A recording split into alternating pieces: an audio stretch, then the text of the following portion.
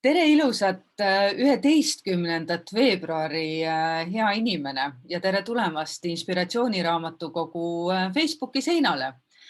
Täna on meie esimene episood siis taas kord täiesti uuest virtuaalvestluste sarjast ja seekordne sari puudutab Inspiratsiooniraamatukogu uut raamatut, juba tuttava autori poolt, doktor Rangan Chatterjee teine raamat Kuidas stressiküüsist pääseda. Kui me kunagi mõni aeg tagasi otsustasime selle raamatu oma valiku hulka võtta ja see ära tõlkida ja eestlaste ette paisata, siis ei olnud koroonast veel haisugi. Ta tegelikult oli juba Wuhanis olemas, aga meie sellest veel suurt midagi ei teadnud. Veel vähem oskasime me arvata, et see, mis Wuhanis parasjagu toimus, saab olema kohe ka meie jaoks üks väga suur stressiallikas. Veebruarikuu, talve viimane kuu, valmistume kevadeks ja valmistume ühtlasi ka meid peaaegu igal aastal kimbutava kevadväsimuse jaoks. Nii et mulle tundub küll endale, et see uus raamat, kuidas stressiküüsist pääseda, on kuidagi, ma ei tea, vanajumala või juhuse tahtel sattunud siia meie kätte täiesti perfektsel ajal. Mida siis doktor Chatterjee oma raamatus kirjutab? Ta läheneb stressile siis samamoodi, nagu ta eelmises raamatus lähenes tervisele üldiselt läbi 4 tugisamba. Tundub, et Chatterjeele arv 4 väga meeldib. Vahele ütlen ka seda, et kui sul tekib taaskord vastupandamatu soov seda raamatut juba endale ära soetada, siis praegu veel nii kaua, kuni ta trükist ei ole tulnud välja, ta tuleb märtsi esimestel päevadel, on ta meie kodulehel juba ette tellitav ja seda väga soodsa erihinnaga 17,90. Siis, kui ta on trükikojast juba soojana välja vupsanud, saab tema hinnaks olema 23,90. Nii et kiirusta. Ja siis jõuad ta läbi lugeda juba enne, kui kevadväsimus labidaga piki pead paneb. Aga mis need 4 tugisammast siis on, millega me oma stressiga toimetulekut saame mõjutada? Esimene, millest doktor Chatterjee räägib, on eesmärk. See, milleks me elame, kuidas me oma aega planeerime, mida prioriseerime. Teine on suhted. Ja suhete teemadel on küll koroonaga seoses väga-väga palju räägitud selle mõjust meie vaimsele tervisele, see, et suhted on muutunud, et meil inimpuudutust on järjest vähem, kallistada ei või. Prantslased on vist puhta püsti hädas oma põsemusidega.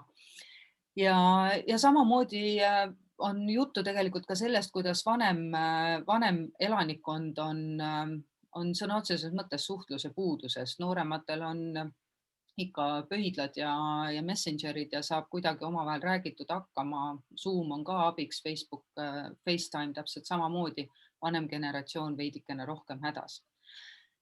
Kuidas stress mõjutab keha ja kuidas keha mõjutab stressi, on 3. tugisammas ja 4. tugisambana räägib doktor Chatterjee meelest ehk kõigest sellest, mis toimub meie peas. Iga selle 4 tugisamba all on 3 erinevat peatükki, kus me saame siis endale väga palju erinevaid nippe ja näpunäiteid taas väga sellisel lihtsal, Ranganile omasel, konkreetsel, selgelt mõistetaval moel, mida me siis oma igapäevaelus saaksime väikeste tibusammudega muuta selleks, et me saaksime oma stressiga paremini toime tulla. Miks üldse on oluline stressist rääkida? Koroona on kindlasti üks hästi suur põhjus, aga teine on see, et juba ammu enne seda, mis Wuhanis pihta hakkas, ütles Maailma Terviseorganisatsioon, et stress on 20. sajandi epideemia. Ausalt öeldes, kui ma hakkasin seda raamatut läbi lugema, siis alguses minule tundus, et no mis stress mul ikka on.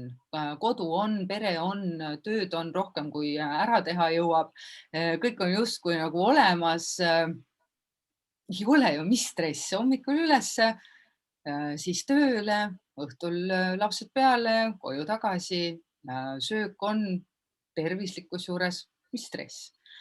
Aga siis ma lugesin sellest samast raamatust siin üsna esimestel lehekülgedel kirjeldab Rangan ühe tööl käiva ema ärkveloleku esimest tundi.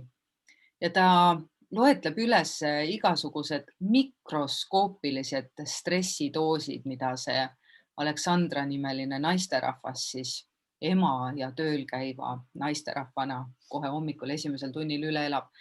Ja et ma tundsin ennast ära. Esimese mikroskoopilise stressidoosi saame me kätte kohe, kui äratuskell heliseb. Sellele kirjutan ma 2 käega alla.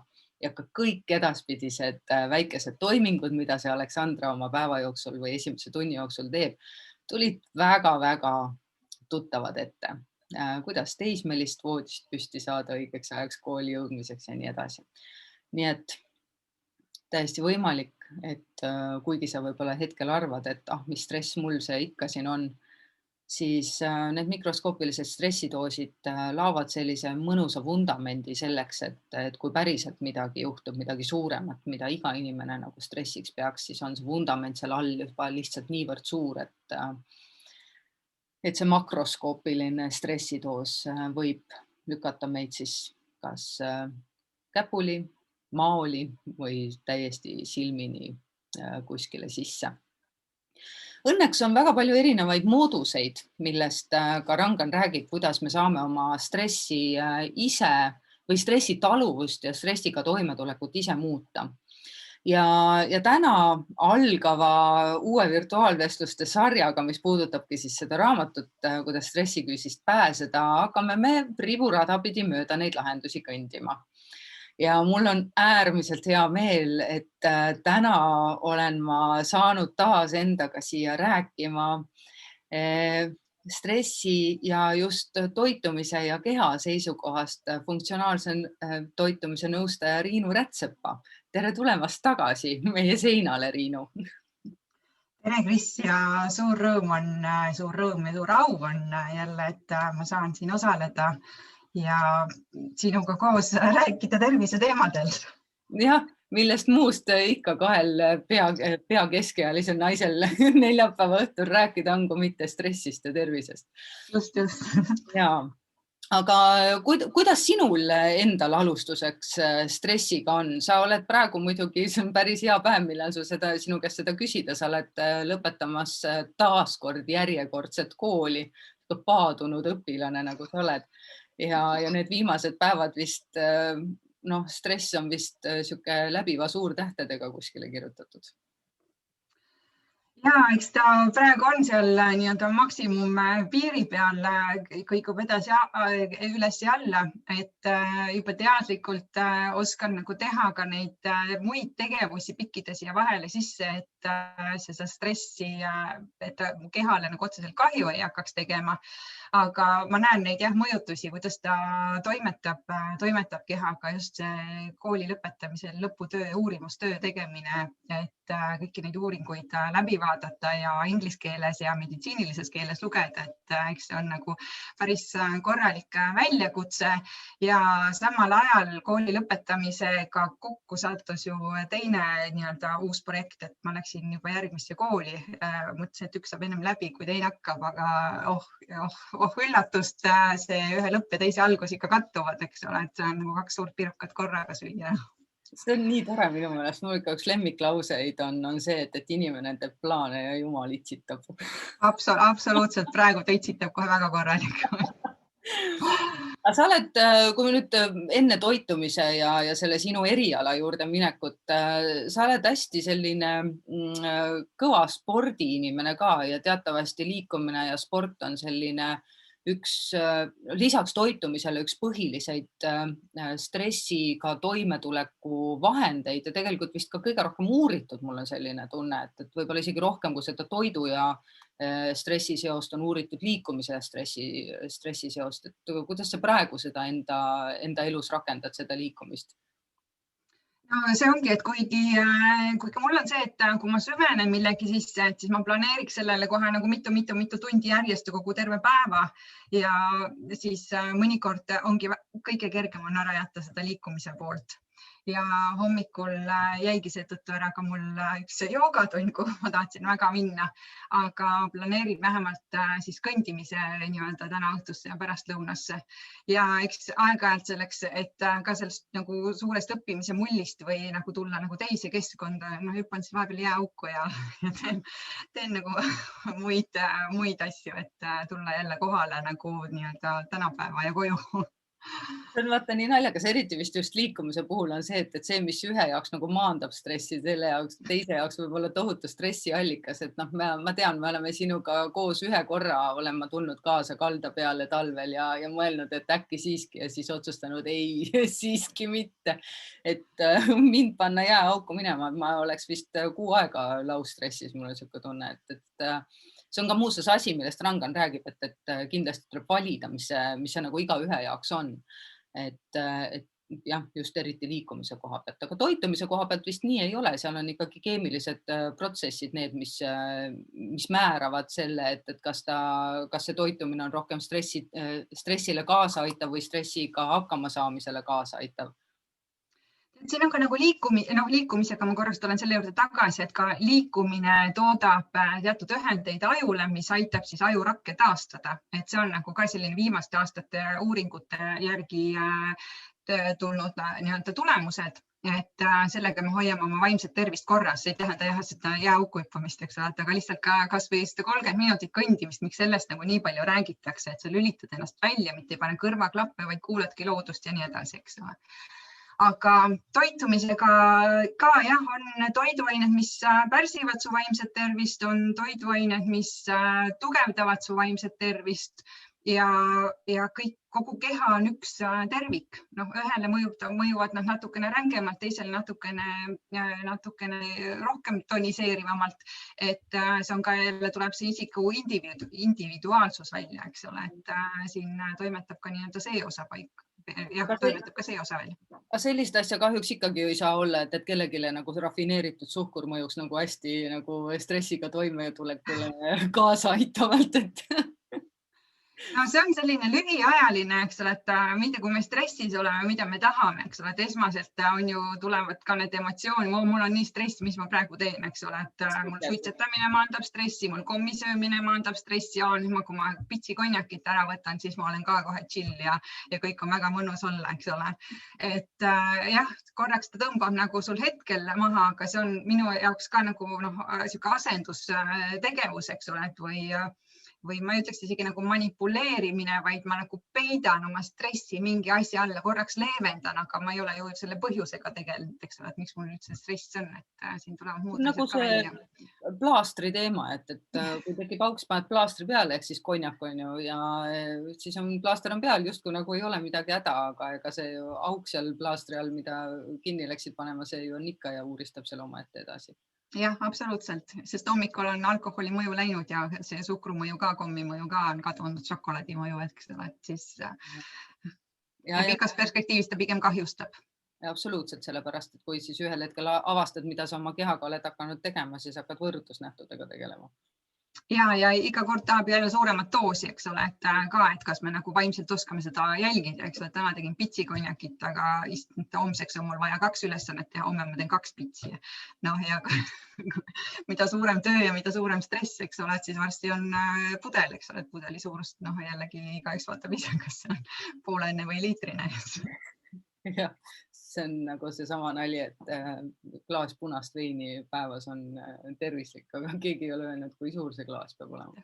Jah, täpselt. Sa just tegid oma seda lõputööd ja su lõputöö teema ongi vaimse tervise ja toitumise seos, et kui palju meil üldse uuringuid ja andmeid sellise asja kohta, sellise teema kohta on saada? Ma tean, et on uuritud väga palju erinevaid ürte ja vürtse, et mismoodi need mõjuvad, aga selliseid nagu suuremaid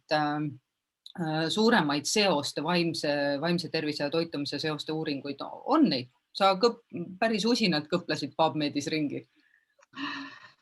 Ja usinalt PubMedis ja usinalt vaatasin ikkagi erinevaid raamatuid läbi, mis on seotud nii aju kui ka kui ka toitumisega, kui siis ikka erinevatest asjadest, seal tuli ikka tohutult, kümnetest tuhandetest leiab, eks ole, et kui panna kas või lihtsalt vaimne tervis, mental health, siis PubMedi kirja, sealt tuleb ikka kümnetest tuhandetest neid ja siis hakata nagu siis välja selekteerima, et mis infot mul siis täpsemalt vaja on ja siis toitumisega ja ma vaatasin nagu üldiselt siis vaimset tervist. Ma ei tahtnud praegu täpselt nagu mingit teatud haigustele või sümptomitele minna, aga ikkagi ma keskendun rohkem siis niisuguse ärevusele ja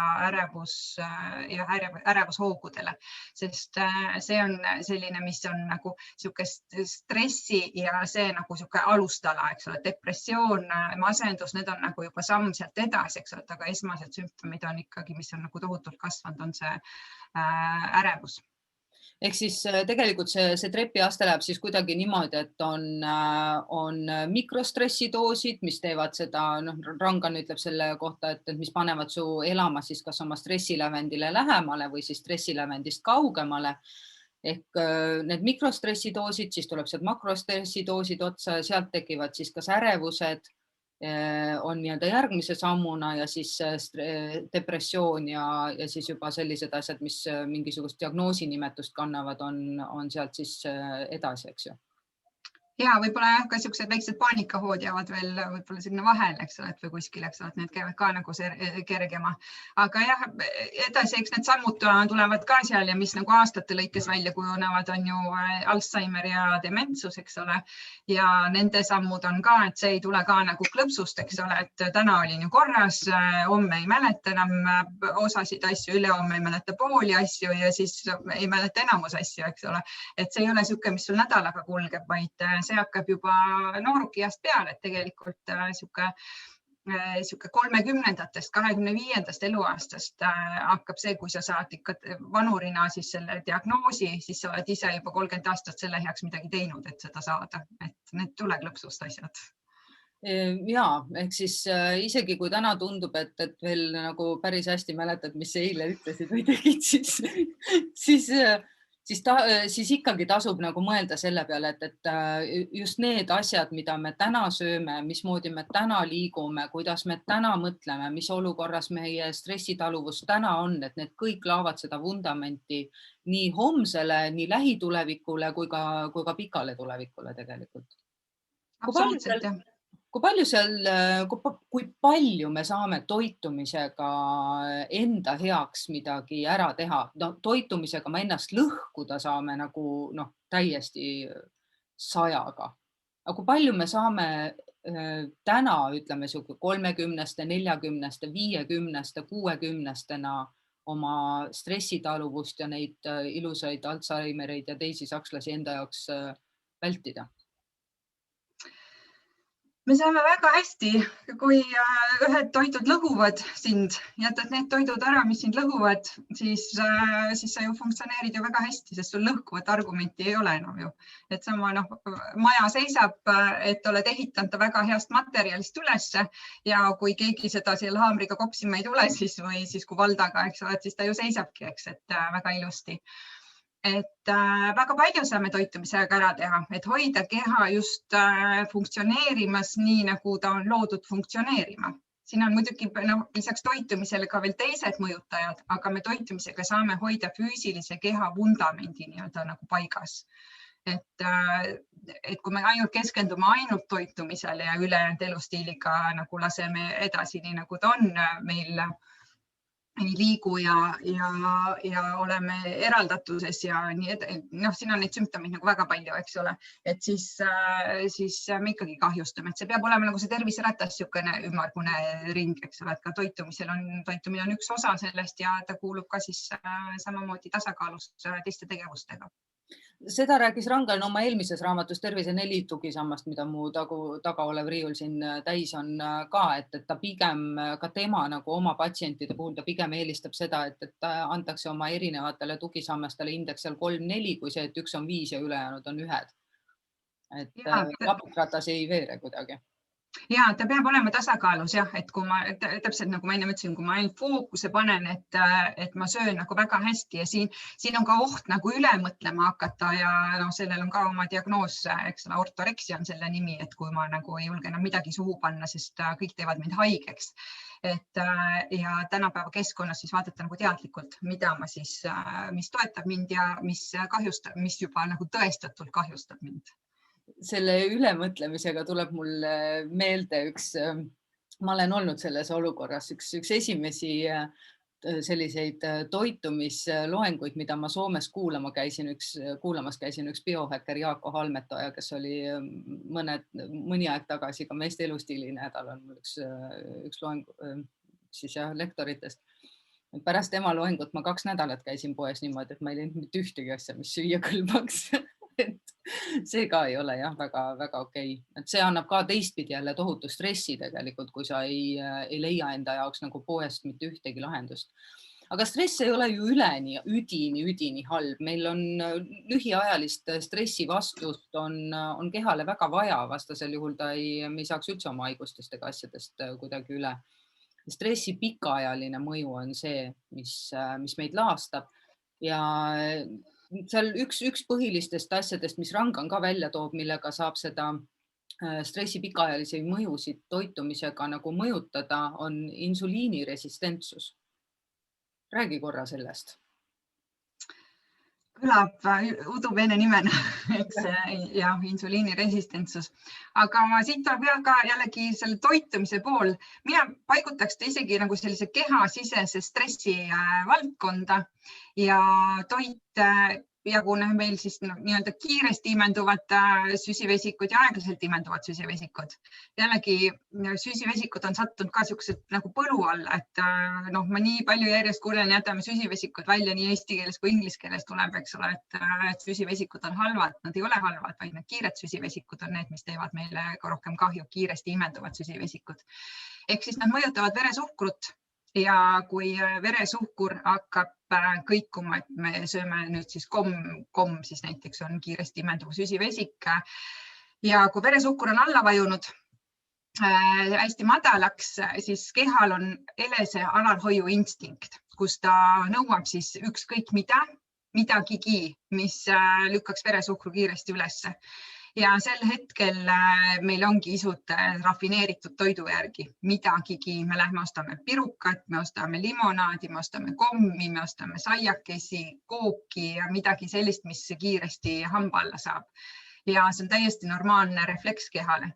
Ja see lükkab veresuhkru kiiresti ülesse ja siis ta hakkab vaikselt niimoodi langema. Kui ta siin üleval on, siis on selline mõnus tunne, täiesti ikka eufooriline tunne. Aga kui ta hakkab alla langema, siis jälle nagu tuju muutub ja siis hakkame virisema ja vinguma. Väikeste laste pealt on seda protsessi eriti hästi näha, kui nad tühja kõhu peale kommi söövad, et jooksevad toas tohutult kiiresti ringi. Siis on jube kihvt, eks ole, kui see mõju veresuhkur hakkab langema, siis hakkavad virisema ja vinguma, mitte midagi ei sobi neile enam. Ja sama, kui ta jällegi, nüüd me ei söö jälle tükk aega midagi, siis midagi jälle sööme, tekibki jälle need piigid, tekivad nagu nii järsud ja see tekitabki kehasisest stressi. Ja samuti, kui tulla nagu kaalulangetustsooni juurde, siis see on just niisugune rasva ja ülekaalu kogumistsoon, kui ta niimoodi piikidena käib, keha on stressis. Et need sellised toiduained pigem jätta oma menüüst välja ja panna sinna aeglaselt imenduvad, mis hoiavad veresuhkru niimoodi stabiilselt jooksmas. Ja see on see nagu selle vahemiku sees, et see on siis see, mis on meile nii kaalulangetustsoon kui selline kehasisest stressi mitte tekitav tsoon. Kas nende aeglaselt imenduvate süsivesikute hulgas on mõni hea asi ka? Mõni maitsev asi, ma mõtlen. Muidugi on. Millega neid boost'ijaid asendada? Selles suhtes on, mis seal on, kui ütleme, siin võib ka lahterdada ka kõik puuviljad. Kuigi osades puuviljades on nii-öelda seda puuviljasuhkrut natukene rohkem, et ta imendub verre kiiresti, aga sööme siis puuviljasuhkrut, et ta nagu aeglasemalt imenduks, sööme sinna juurde mõned pähklid. Mitte kotitäit pähklit ei pea sinna ära sööma, aga piisab 5 kuni 10 pähklist või mandlist. Et puuviljades on ka jah, neid, mis on nagu mõjutavad veresuhkrut kiiremini ja neid, mis mõjutavad nagu tasakaalustamalt. Kui me aga puuviljast pressime mahla välja, siis see boostib nagu kiirelt jälle nagu verre ja lükkab selle veresuhkru kiiresti üles. Jälle tasakaalustamiseks on seal pigem siis teha smuutid sellest ja panna sinna rohelist pähklit, seemneid, selliseid asju juurde ja et pigem siis ka, et viljaliha jääks ka sinna, siis, mis satuks meie organismi edasi. Ja see, mis puudutab ju insuliini ja see puudutab ka ju potentsiaalselt ülekaalu, mis omakorda on nagu tohutu stressiallikas kehas. Just. Kõrge vererõhk, järgmine asi. Ka seda me saame tegelikult toitumisega mõjutada, on see siis rasvhapped või midagi muud. Et see on ka üks pikaajalise stressi mõjudest. Ta on ka jah, ja pigem ma olengi märganud seda nagu stressifoonilt, seda, kellel on kõrge vererõhk, et toitumisega, näiteks rasvhappete tasakaalu hoidmisega vererõhu näitajad normaliseeruvad. Ja kui me jälle vaatame mõnda action-filmi või muretseme millegi pärast tohutult, mis homme juhtuma hakkab, siis see vererõhk jälle tõuseb üles lihtsalt meie vaimse tegevuse peale. See on see, kui osad, mina sealhulgas ütlen, et vererõhk läks praegu kuu peale ja muu peale või tõusis 160 peale. Et see mõjutab ka meie stressi, või tähendab stress mõjutab vererõhku. Ja vererõhk ju jälle meie pikaajalist tervist täpselt samamoodi. Just, absoluutselt. Ka ülekaalu ju. Ja, eks ülekaalu, mõtlen, et kehaprotsessi, kuidas ta biokeemiliselt nagu töötab, on tohutult palju ja need mõjutajad on seal palju, eks ole, et siin ei olegi alati see, et kui ma selle kommi ära söön, et nüüd ta mõjutas mul seda veresuhkru üles-alla tõusu, eks. Et jah, tegelikult sealt taustalt üks mõjutab ühte, teine mõjutab teist, tegelikult ta mõjutab kogu keha seda komplekssust. Seedehäired, järgmine teema. Seedehäired.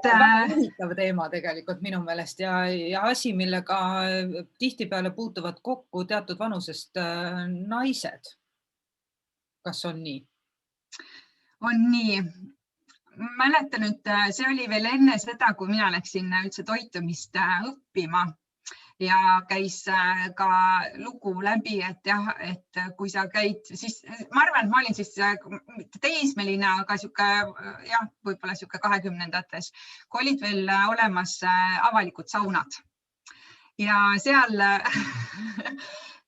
öeldi ka, et kui avalikus saunades, nüüd on siis basseinid, ujulad, eks ole, et kui sa näed eakamaid prouasid, kes on ise ka siuksed piitspeenikesed, sest vanurid on, eks ole, kes on ülekaalus, kes on normis, kes on piitspeenikesed, aga kõigil on nabast allapoole on kõht ees, ehk siis nagu siuksed sileda kõhuga eakaid prouasid on vähe ja see on tingitud sellest, et neil on sooltepõletik. Ja see pani minu jaoks nagu ka suure küsimärgi, eks ole, et kuidas seda saab nagu siis vältida ja miks enamus eakatel inimestel siis on või keskiga pluss, eks ole, et on siis sooltepõletik ja sealt ta nüüd lähebki. Ja siin on väga tugev seos jälle selle stressiga, stressoritega ja stress on jälle see, et kui me oleme stressis, siis me oleme selles võitlev ja põgene närvisüsteemis, ja meil on kõik ju, keha tegeleb sellega, et kuskil midagi valmis saada, kellegi eest ära joosta ja nii edasi. Ja toit ei saa ju korrektselt seedida. Ja sest keha lõpetab ju, lülitab seedimisprotsessi ju selle või sümpaatilises närvisüsteemis ju täiesti välja, sest seedimine lõvi eest ära joostes, nagu Rangan räägib, ei ole nagu üldse kuidagi aktuaalne. Ei ole üldse oluline, et kui sa lõvi näed, siis sa ei mõtle, et mul vist praegu hommikusööki ma ei jõudnud süüa, nii mul ei ole nagu jõudu joosta, ma söön ära paar mustikat või paar mangot ja siis ma hakkan liduma selle lõvi eest ära, eks. No ei ole, sa reageerid ja jooksed ja keha võtab igalt poolt, kus on võimalik, võtab siis seda energiat, et sa jõuaksid oma elu eest siis seista. Ja sel hetkel on seedimine, see seedeprotsess täiesti teisejärguline. Ja mida meie samas on nagu toitumiseks, ja toitumine on jäänud nagu kuidagi kõrvalharuks, et on nagu on, et sa pead nagu süüa saama, aga kuidas sa sööd, millal sa sööd, ei ole üldse oluline ja ühe kohtumise vahelt teisele kohtumisele joostes, siis tead, täna pole üldse aega, täna mul on nii kiire, seda lauset kuuleb nagu nii palju, et täna on nii kiire, ma võtsin ühe wrapi ja sõin selle käigu pealt ära või autoroolis sõin paar pirukat ära, eks. Noh, ja siis mõtled, eks ole, et aga mida sa tegelikult tegid? Sa viskasid selle toidu praktiliselt kurku ja samas sa oled stressis ja mis see toit seal tegema hakkab? Ta istub soojas keskkonnas ja seal ta hakkab roiskuma. Ja sealt hakkab... Keskkond on siis kuskil siin, on ju meie... No, kurgust ta läheb siit alla, sealt ta kukub makku, eks ole, ütleme siis see maost hakkab pihta, sest suus ei toimunud mingit seedeprotsessi. Ja sealt, ja mis see nagu roiskund toit tekitab, eks ole, ta tekitab halbu baktereid ja ta tekitab põletikulist keskkonda. Happelist keskkonda ka veel. Kuidas? Ehk siis kuidas seda vältida, kui kaua me peaksime, kui kaua peaks üks toidukord kestma? 15 minutit, 20 minutit. Sina oled omaette klass, seda ma tean. Lihtsalt kommentaariks, et Riinu sööb väga aeglaselt, nii nagu peab. Ja, ma räägin ka, kus minu see aeglane söömine nagu alguse sai, oli täiesti teismeeast.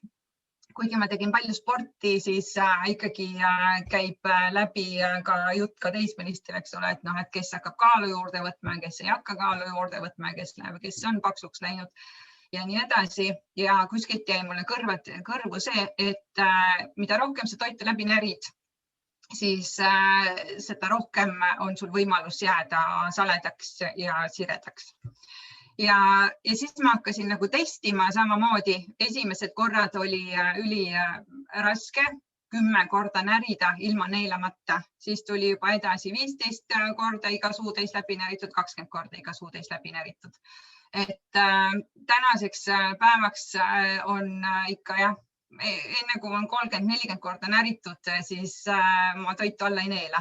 Ehk siis ta seguneb süljega täiesti ära süükseks smuutilaadseks massiks mul suus. Ja see tähendab ka seda, et siis hakkab juba seedimine juba suus pihta, hakkavad välja tulema siit erinevad maitsed nii-öelda seda toitlust, mida me kiire söömise puhul ei tunne. Seetõttu oligi, kui oli kiire aeg ja pidid sööma, oligi ainult 10 minutit aega näiteks söömiseks, siis oligi ainult äärmus, kas smuuti, mõni supp, kus oli närida vaja, siis seda toitu mina ei võtnud.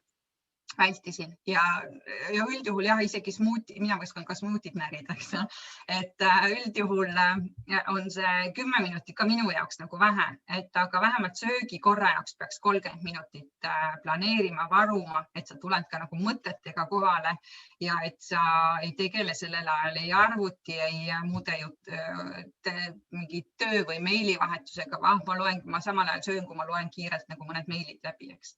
Et see kiirustamine peaks nagu sealt kohalt ära jääma. Mul on aega söömiseks, siis keha läheb nagu õigesse sinna seedesüsteemi tagasi. Tegelikult aju sööb ju koos meie nii-öelda seedesüsteemiga, et aju peab ju nii-öelda ära registreerima, jõudma üldse ära registreerida, et nii, proua sööb. Järelikult kohe varsti on kõik korras. Et kui me tõesti teeme seda nii, nagu sa ütlesid, millegi muu kõrvalt, teleka vaatamise kõrvalt, siis aju tegeleb teleka vaatamisega, aga tema üldse pärast ei mäletagi, et perenaine sõi midagi. Ja siis ei hakka ka jällegi need hormoonid õiget tööle, mis varsti ütleksid meile, et kuule, kõht on täis. See on väga lihtne. Tehke õhtul juustu ja veiniga teleka taga endal proov. Hommikuni võib niimoodi lasta neid mõlemaid, et üldse aru ei saa. Just, ja väsimatult ja samas võib ka teha oma kaasale, võib teha siis testi, et hakata laud ära, panna telekas mängima ja siis küsida, et mis maitseid sa tundsid siit toidu seest või mida sa sõid. Et siis võib otta, sõin midagi, kas me sõime üldse? Kõht on täis, mis sõime, aga mida ja kuidas ta maitses, eks? Sinu tehtud hästi, ega muud ei saa vastata, eks. Aga küsida täpsustavaid küsimusi, eks, et mis maitsed sa seal tundsid, eks, et siis... Ärgas toitumine, eks ju? Ärgas toitumine. ingliskeelsest sõnast siis mindfulness toitumine tulnud just see ja seal on nagu hästi kihvt harjutus, mida ma olen ka teinud mõnel koolitusel, on niisugune rosina harjutus, kus sa 5 meelega teed, kuulad seda, vaatad, kuulad, rosinad ka räägivad muideks, et neil on nagu oma kõne ja maitsed, nuusutad ja katsud, eks ole, ja siis kui sa maitsed, siis kõigepealt lased sealt nagu erinevad maitsed neil oma hammaste vahelt nagu läbi, et mida sa sealt nagu tegelikult tundsid, et see ongi niisugune toitumise koht ja praegu on ka. Ta saab sama asja ju teha, on ju? Tegelikult saab kõikide toiduainetega sama asja teha. Esimene asi oli vaatan. Vaatad üle, vaatad ta konarluse, vaatad milline ta on, ümmargune, sile, läikiv, matt, kõik siuke, saad aga tuttavaks nii-öelda visuaalsel vaatus. Nüüd nuusutan, jah? Ja nüüd nuusutad.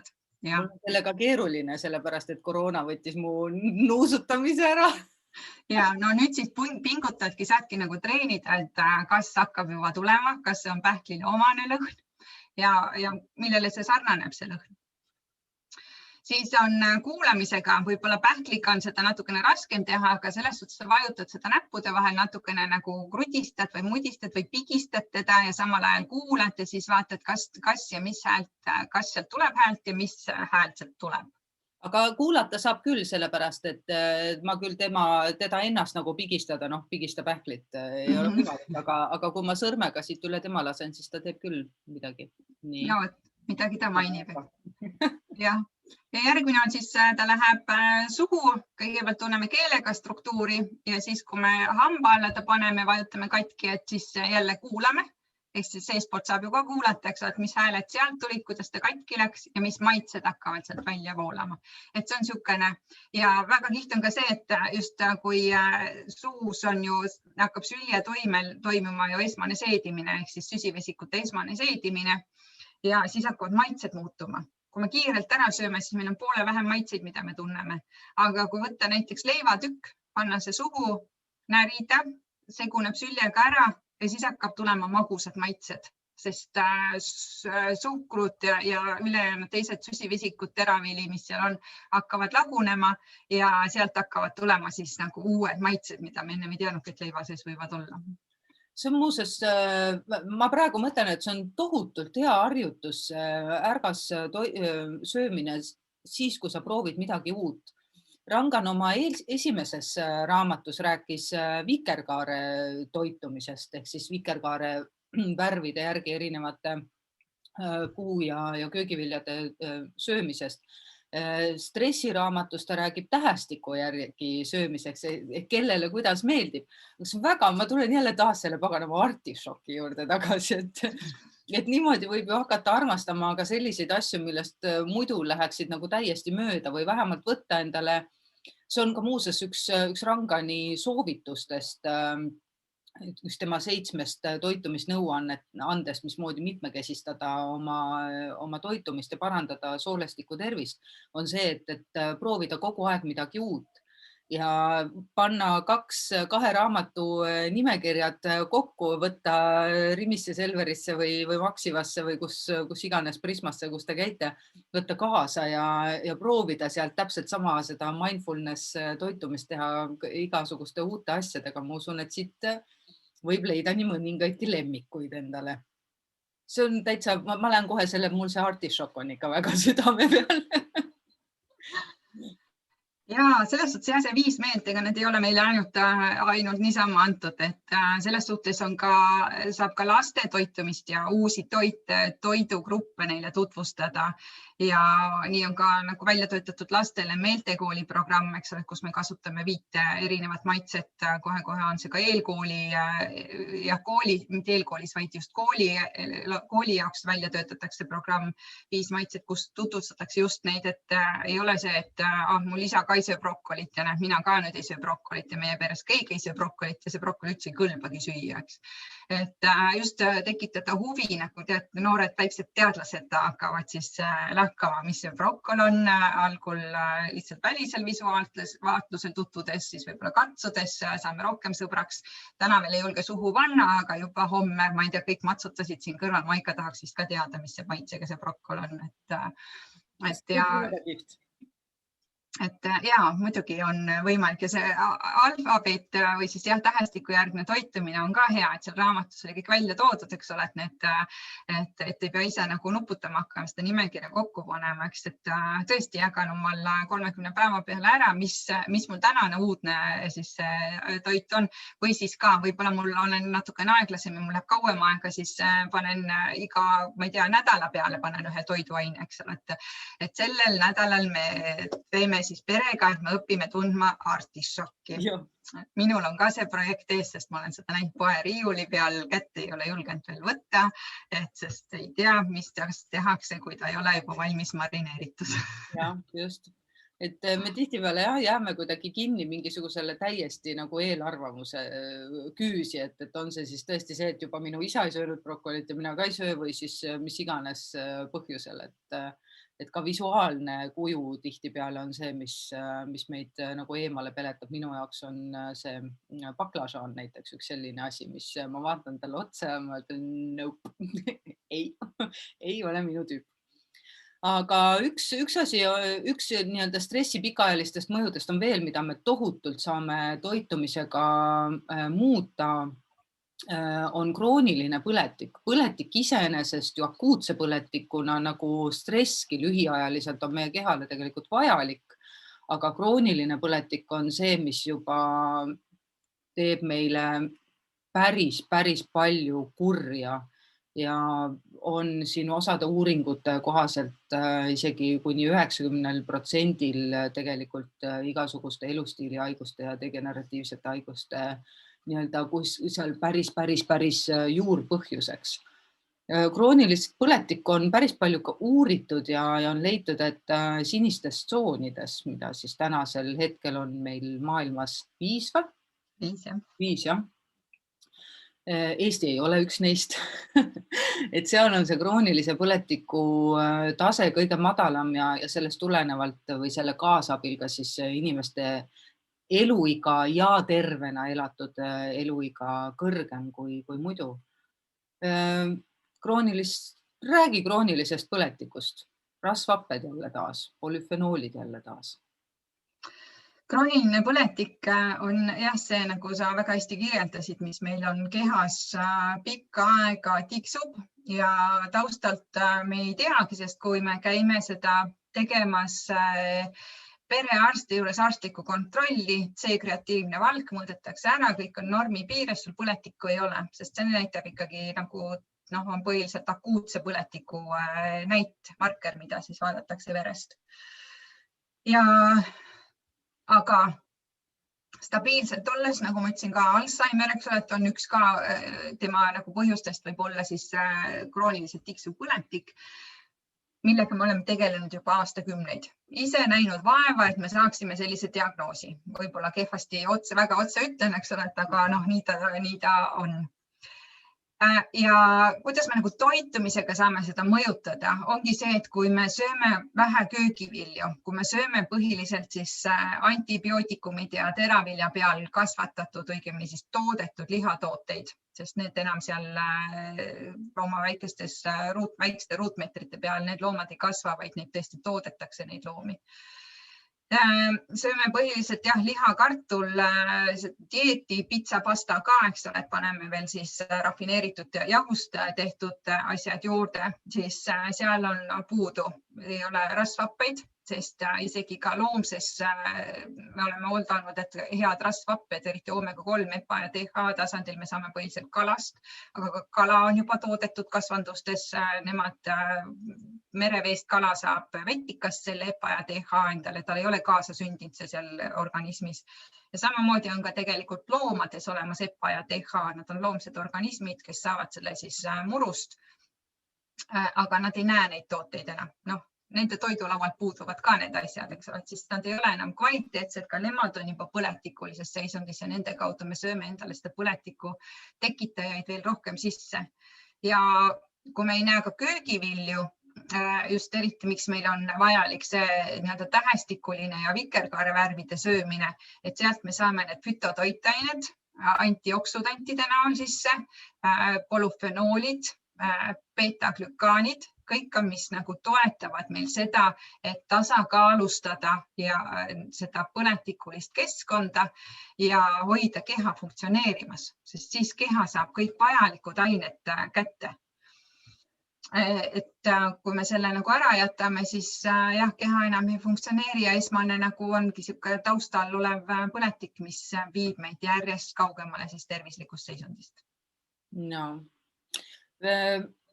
Meestel mõjutab stress ka testosterooni taset. Naistel vist östrogeeni mitte nii väga, aga meestel testosteroon on küll see, mis saab nagu päris hästi kohe stressiga pihta.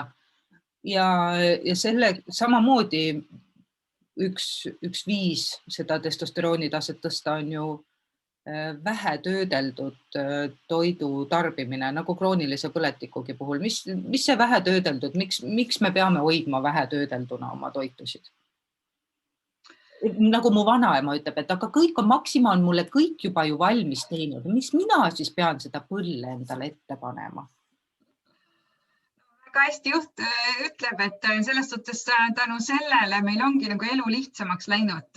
Nagu mina mäletan oma noorusajast, kui tulidki reklaamikust, nagu toitumine lükatigi meie alateadvuses, sisendati seda, et toitumine on nagu see, mille peale sa ei pea oma aega ja mõistust kulutama. Meie teeme sulle kõik valmis. Me tegime sulle ka mikrouuni valmis, et sa ei peaks ka selle meie valmis toidu soojendamise peale kaua aega kulutama.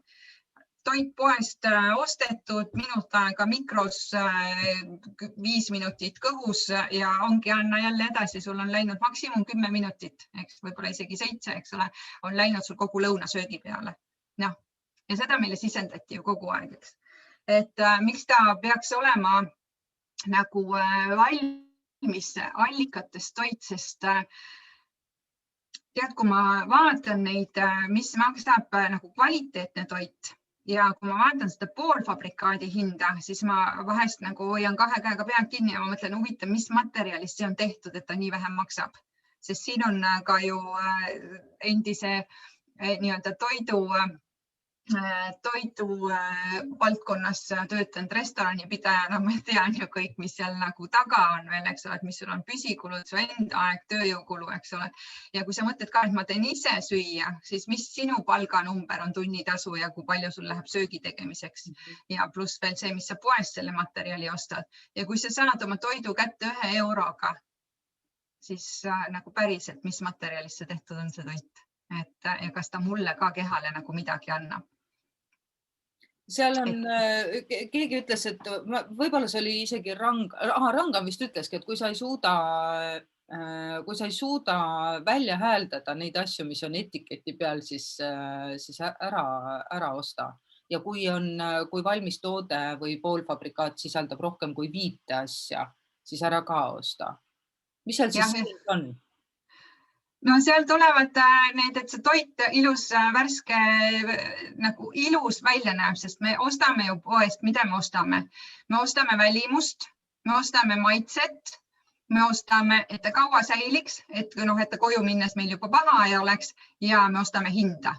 4 faktorit, need kõik peavad olema 3 esimest nagu maksimumi peal ja viimane miinimumi peal, eks, et võimalikult vähe maksta selle eest. Kõige eest, mis me siis saame.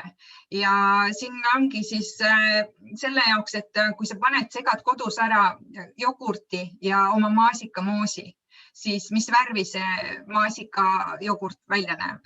Ta näeb siuke hästi heleroosa, aga kui ma tahan maasikas on ju punane ja ma teen selle karbi lahti ja seal ei ole seda punast värvi, siis see ju ei ole ju mingi maasikas ja kui ma ei tunne sealt nagu maasika lõhna, siis on jälle, see ei ole ju maasikajogurt, eks ole, et meie nagu selle nii-öelda viie meelega nagu manipuleeritakse seal toidupoes päris palju. Lisaks toidu maitsed mõjutavad ka samamoodi, kui palju on sinna suhkrut pandud, et kui näiteks paneme 2 toodet võrdluseks, võtame jälle jogurti, eks ole, võrdluseks mõlemas aines on ühe palju suhkrut pandud, aga kui üks on natukene paksem, siis ta on ka kui vedelam on vist magusam, jah, praegu ma ei mäleta, kumba pidi see oli, aga üks on magusam kui teine.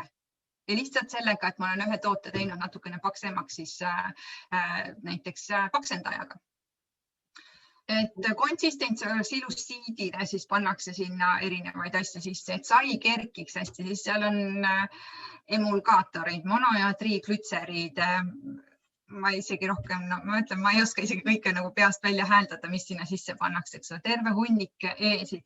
Et kui otsida omale head saiatoodet, siis poelett on tõesti nagu meetrite pikkune ja sa jalutad läbi, kas või leida seda, et toode, milles ei ole lisantud nisugluteeni.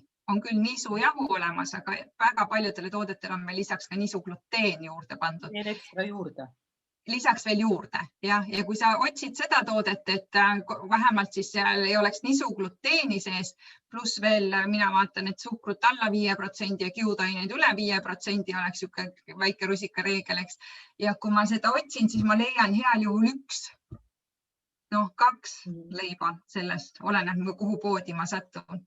Ja mõnest poest jälle ka, et hommikuputru valida täistera jämedaid kaerahelbeid. No ühes poes ma ei leidnudki seda. Tulin tagurpidi välja, et me jääb pudru söömata, peame midagi muud leidma, sest selles poes olid ainult kiirkaerahelbed, mis saavad 4 minutiga valmis. No see on ülevalt sisse alt välja kohe, eks ole, et sealt me ei saa mitte midagi annada kehale, eks ole, mida keha saaks nagu enda kasuks tõmmata funktsioneerimiseks vajalikke maineid. See on nagu autole kütusepaaki sellise õrnalt soolatud vee panemine. Noh, aga autole me ei anna ju õrnalt soojatud vett, eks ole. Võid anda, aga ta ei funktsi pärast.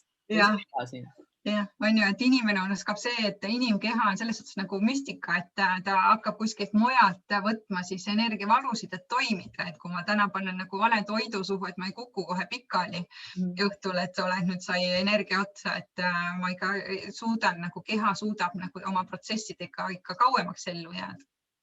Üks koht, kuhu ma tahtsin ka, mida ma tahtsin sinuga puudutada, et üks koht, kust keha oma füsioloogiliste toimingute jaoks energiat võtma hakkab, kui ta sinna normaalset toitu sisse ei panna, on ju see energia, mis toimib meil peas. Ja need on ka ju omavahel seotud. Mulle ikka väga meeldib see sõna juba puhtalt iseenesest on psühhoneuroimmunoloogia. See on niisugune hea õhtune hääldusharjutus, aga ja see ju omakorda ka mõjutab meil stressi, et kui me normaalset kütust ehk siis normaalset toitu endal kehale ei anna, ta hakkab energiat varastama meil peast, siis me tegelikult meil ka kogu vaimne tervis, kõik meie mälu, ajutegevus ja see kõik ka hääbub. Ja vastupidi ju samamoodi, eks? No ja vastupidi samamoodi ja ütleme siis ajurakud ja närvirakud on enam-vähem ühesugused siuksed pikkade nende sünapsite ja kus nagu info liigub siis nende aksonite vahel. Ja täpselt keha võtab kuskilt ära, siis järelikult hakkavad need nagu info hakkab liikuma aeglustatud, meie mõttetegevus on aeglustatud. Et jah, me oleme ju kõik omavahel seotud, et kui immuunsus on nõrk, siis kus see energia tuleb, eks, meie ajust. Jah, ja siis see on tegelikult väga lihtsa näitena ju ka inimkeeli lahti seletatav, et kui sa oled haige, siis sul on tuju paha ja kui sul on pikaajaline stress, siis sa oled ju vastuvõtlikum ka füüsilistele haigustele, et täpselt seal see seos ongi. Kui sa rääksid nüüd just enne seda psühhoneuroimmunoloogia mainimist, mainisid sa nii gluteeni, nii piimatooteid kui ka suhkruid, need kõik on sellised asjad, mida tegelikult võiks kas vähendada või täitsa suisa elimineerida oma menüüst. Meil ju tegelikult ei juhtu meie kehaga mitte midagi halba, kui me võtame maha oma toitumisest gluteeni, laktoosi, kaseiini, mis tulevad siis piimast ja suhkrut ka. Ja kusjuures ei jää järele alternatiivina söömiseks ainult jää või vesi. Aga mis see gluteen näiteks teeb? Miks ta meile ei ole hea?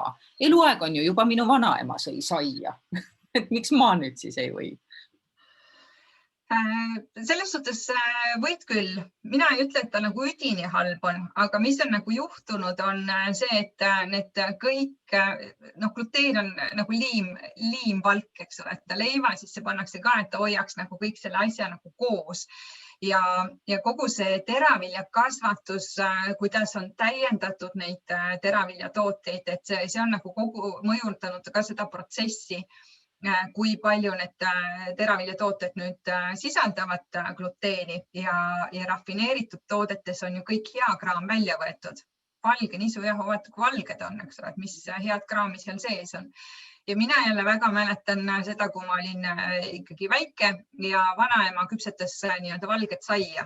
Ega see sai nii valge ei olnud ju, et ta ikkagi oli tehtud täistera nisujahust, võib-olla olid mõned kestadki veel sees seal. Aga kui tuli see valge rafineeritud nisujahu puhas, mäletan, kuidas vanaema lõi käsi kokku, vau, kus mu sai kasvab, vaatan, eks siis nagu kerkib, et vau, kui ilus valged on ja kui äge, issam, kuidas ta maitseb, kohe maitseb ka palju paremini, kui ta välja näeb paremini, eks. Et nii hästi mäletan seda emotsiooni ja siis mõtlesingi, no vot, nüüd siis 25 aastat hiljem, et mis see, vau, kui ilus on meie kehadega teinud, sest meie keha ei ole nagu valmis sellel nii tugevale gluteenile ja mis ta seal nagu sees mõjutab. Et kui kasutada teraviljatooteid, eelistada täistera võimalikult nagu jämedad, et me saame sealt kiudaineid ka ja mis see rafineeritud nagu see ka, seal ei ole ainult nagu tegemist sellega, et ta on nagu gluteen seal sees, vaid kuna sealt on ka kiudained ära võetud, siis see gluteen soodustab halbade bakterite kasvu, aga headel bakteritel toitu ei ole. Järelikult nende osakaal ka väheneb. Ehk siis ajab meie soolestikubakteri tasakaalu paigast ära? Ja ajab mikrobiomi ja ongi tasakaal paigast ära jällegi, kui mikrobioom on kesiste heade bakteritega. Baktereid on ju meie organismis rohkem, kui on meie kehas rakke ja kui seal enamus on nagu halvad bakterid, mida need siis nendel on disko, trall ja pillergaar seal kogu aeg ja toodavad, aga jälle nemad ka toodavad jälle ainult põletikku juurde, eks ole, seda põletikulist keskkonda. Ehk siis, kui tulles selle küsimuse juurde tagasi, kuidas nagu põletiku alla tõmmata, siis kiudainetel on väga hea roll nagu sellel põletiku tasakaalustamisel. Et jah, seda see gluteen teebki, et mina nagu 100% välistaks menüüdest valge rafineeritud nisujahu.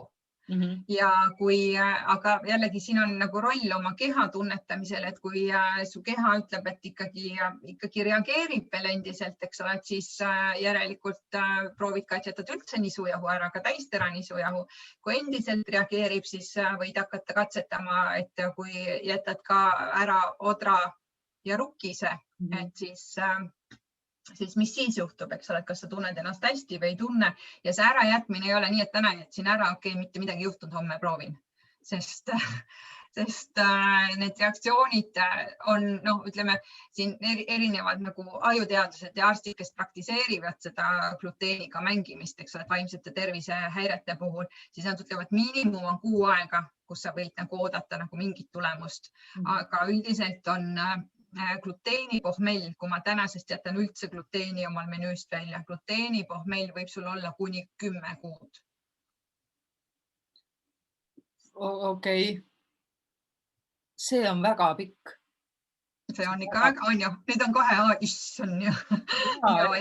See on väga pikk aeg. Aga suhkrupohmell võib ka ju täpselt samamoodi tekkida pärast seda, kui suhkru ära jätad. Mina mäletan, kui mina jätsin endal suhkru täiesti menüüst välja, ma olin täiesti kuri mõnda aega. Ma nagu oma kehal ei mäleta nagu selliseid suhkrupohmelli jääke, et eks ma siin ju ka iga aasta 1 kuu on vähemalt selline, kus minu aeg on ära kadunud, on ju, nagu eelmine vestlus me rääkisime, et koogid ja kommid on ära jäänud puuviljad ja sellised mesi ja need suhkrud on nagu alles, eks ole, et aga lihtsalt koogid ja kommid on menüüst välja jäänud. Et ma seda ei täheldanud, aga ja need sümptomeid on ikka inimesed räägivad, kes ka juba vähendavad, et ma panen nagu hommikukohvi siis 2 lusikatäit suhkrut või 3 lusikatäit suhkrut. Lugege 30 korda omal need lusikad, 30 korda 3, 90 lusikatäit tõstke kuskile ära, vaadake palju suhkrut 6 aja jooksul ära sööte, eks ole. Et minu suhkrukogus heal juhul aasta jooksul on kilo et tegin just siin kõrvitsat, marineerisin üks päev ja vaatasin, võtsin oma viimase lõppu, kallasin sinna kõrvitsatesse suhkrut. Vaatasin küll jube palju läks, aga seda pakki ma olen terve sügisese toidised olen ära teinud 1 kiloga. Kõik säilivad veel. Aga jah, tulles selle pohmelli juurde tagasi, siis jah, inimesed ikka ütlevad, et on peavalu, uimasus ehk siis suhku, mis on teinud aju ju toitub sellest glükoosist ja praegu tal on jäänud üks kiire toit vähemaks, ehk siis kiire toit. Ta peab hakkama mingitest aeglasematest allikatest võtma siis omale toitu ja sealt tulebki, keha peab rohkem vaeva nägema ja rohkem tööd tegema, eks ole. No ta on ju ka, keha muutub ka mugavaks ju, eks. Et siis jah, tulevad need võõrutusnähud ja kõik need asjad, sest isegi kui me jätame selle lisatud suhkru ära, jällegi, kui meil on sees veel jogurt, poeleivad, head leivad, 11 grammi suhkrut 100 grammi kohta, mis on nagu väga palju, nagu ma enne ütlesin, nagu minu piir on see maksimum 5 grammi, eks ole, aga üldjuhul praegu ma olen näinud tänu nendele lisaainetele üldse nagu oma leiva peale, et teen ise seda leiva. Et jah, keha reageerib. Aga räägi mulle piimatoodetest, mis see laktoos ja kaseiin, kas nad mõlemad mõjutavad meil meie keha hakkama saamist ja siis sellega seoses ka nii-öelda meie stressitasemega hakkama saamist ja ajutegevust või üldse, et ega neist ju ilma nendeta saab inimene nagu väga kenasti hakkama? Ja ilma nendeta saab inimene hakkama, keegi ära ei ole surnud, kes on piimatooted välja jätnud. Vähemalt sellesse surma, eks ole. Aga ütlen ka piimatoodete koha pealt, toon korra välja nagu enda loogika, kuidas ma piimatoodetesse suhtun. Et ma olen lapsepõlvest kasvanud, enamus suved ma olin maal vanaema juures ja nemad kasvatasid lehma. Ja lüpsi ajal oli see koht, kus toodi piim, jahutati maha, eks ole, ja nii edasi tarbiti seda ja siis kääritati ja tehti hapupiima. Minul lapsepõlvest saadik, mina nimetasin seda, et mul puudub piimasoolikas. Ma ei tea, kas see on talumatus või mitte, ma ei ole seda testinud, eks. Aga ma sain juua ainult sooja lehmapiima. Nii kui ta oli ära jahutatud, oli minu jaoks kõik. See ei kõrvanud, see ei olnud enam mingi jook ega mingi toode. Aga mis on nagu tänapäeval see piim, mis me nagu poest kätte saame, sellega on tehtud nagu füüsilised katsed läbi, ehk siis piimastruktuur muutub. Et teda ju kas kuumutatakse, eks, ja teine on siis see, et tehakse ka füüsiliselt surutakse läbi hästi peenikeste nende sõelte, et ka molekulaarselt muuta, sest kui piim seisab, kes mäletab vanasti piim seisis, ka see, mis meil klaaspudelitest poes müüdi, eks ole, et sinna tuli koor peale. Tänapäeval ükskõik kui kaua sa seda ootad, sealt ei tule seda koore kihti peale, eks ole, et see nagu ei kihistu piim ära. Ja seda on tehtud selle füüsilise tootmisega, ehk siis juba piimastruktuur iseenesest on muutunud, mis võib nagu meile mitte soosivalt nagu mõjutada, ei ole enam meie keha omane. Aga lisaks on seal jah veel siis laktoos sees, mis on piimasuhkur ja kaseiin sees, mis on piimavalk. Ja need on eriti laktoos on siis see suur hirm, mida kõik kardavad. Ja minnes tagasi 20 aastat, jah, ütleme 20 aastat, siis mõned aastad siia-sinna, kui ma laeva peal töötasin kokana, siis oli sama Eestis veel ei teatud, mis asi on laktoositalumatus, mis asi on gluteenitalumatus.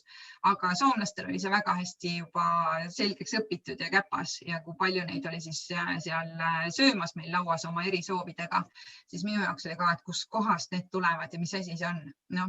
Ja ainult 20 aastat on läinud aega, no tegelikult need probleemid hakkasid juba vaja kiiremini tulema, et ütleme siis kuskil 15 aastat läks aega selleks, et ka eestlastel need mõjud välja tulid, sest jällegi piimalett, kui vaadata, piimatoodete lett poes on, mis on 10 meetrit. Et see on ikka tohutu valik, mis on ja jälle arendatakse juurde.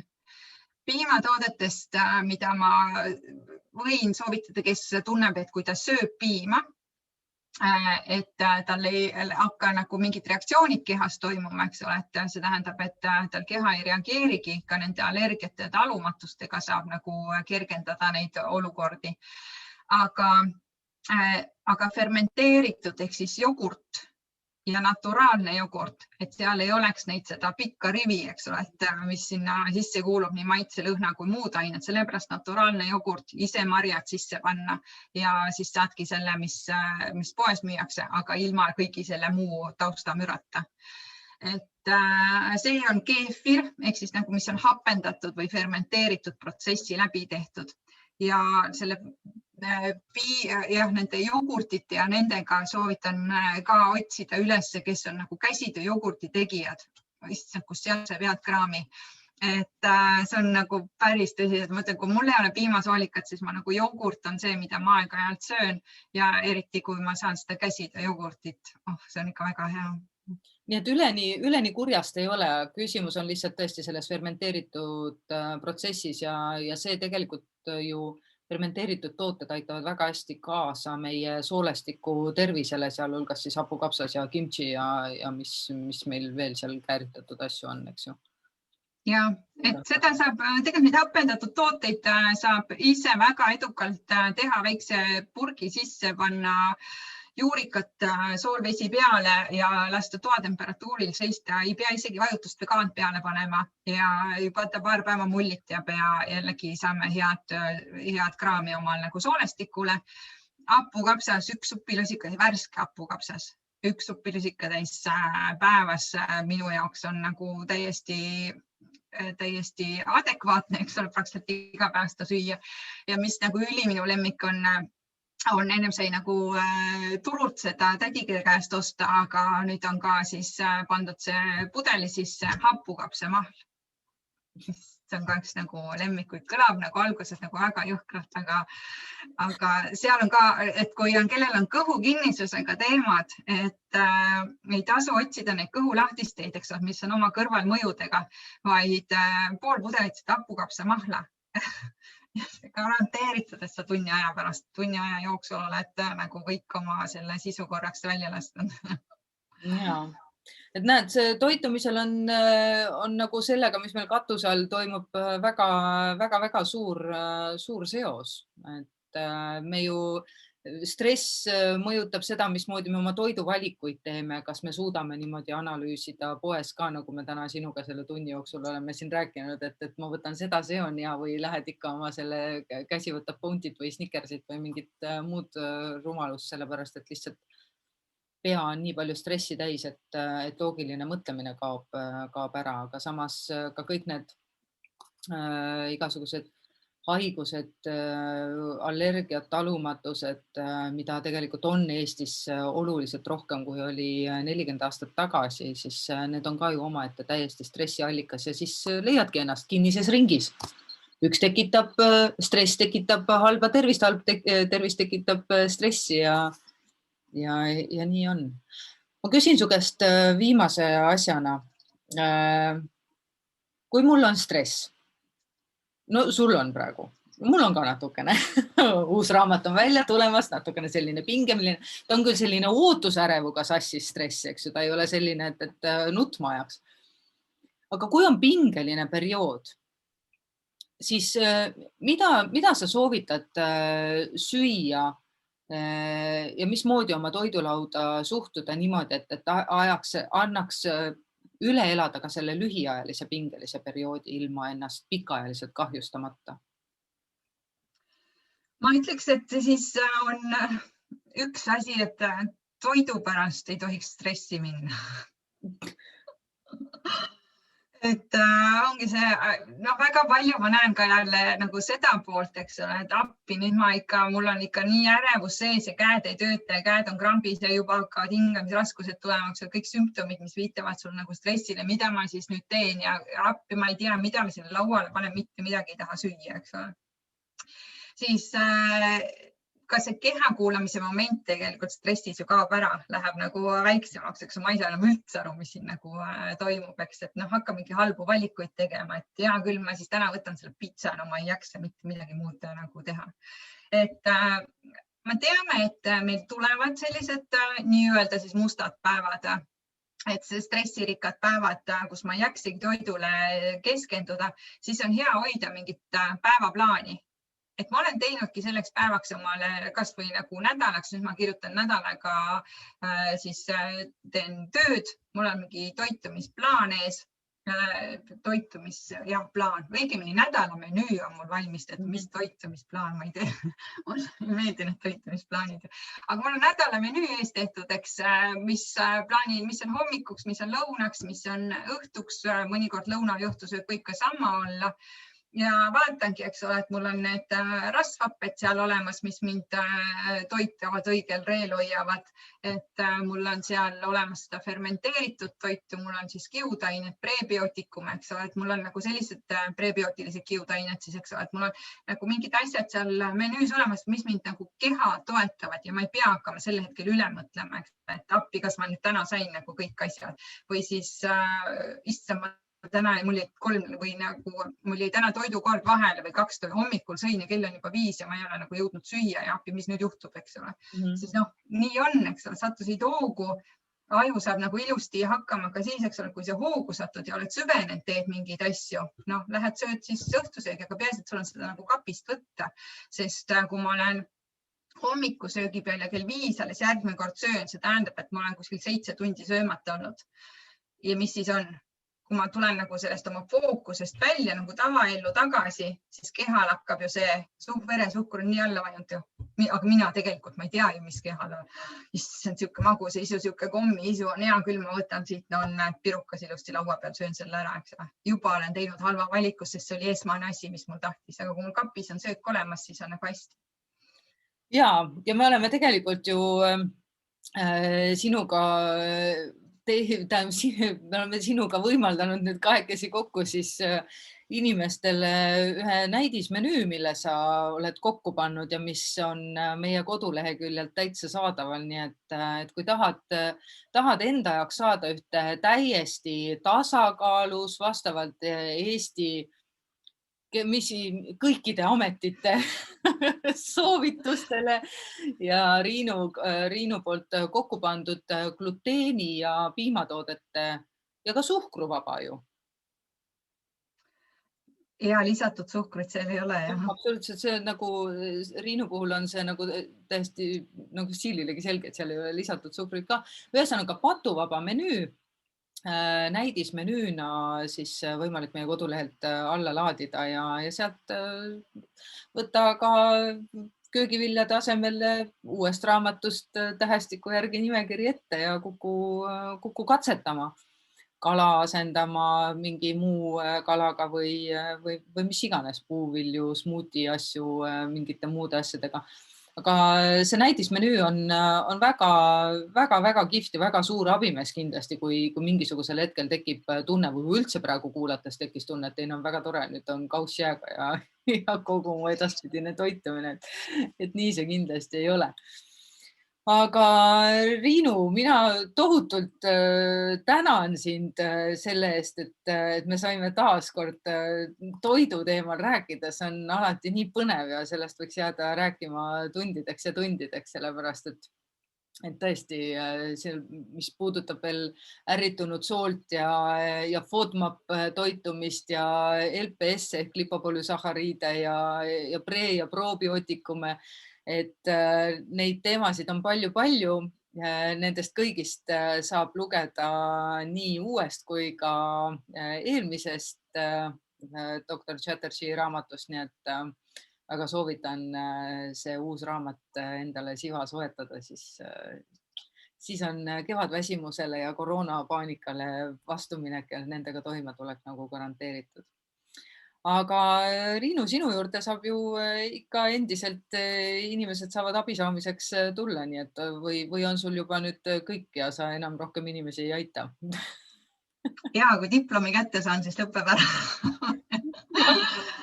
Ja ikka saab minu juurde tulla nõustamisele ja ka teraapiasse, et kellel on juba suuremad probleemid ja saavad abi, sest see, mis mina täna räägin, see on siuke 7 kuni 10 aasta töö, eks ole, et mis ma siin oma 2 kõrva vahel teinud olen.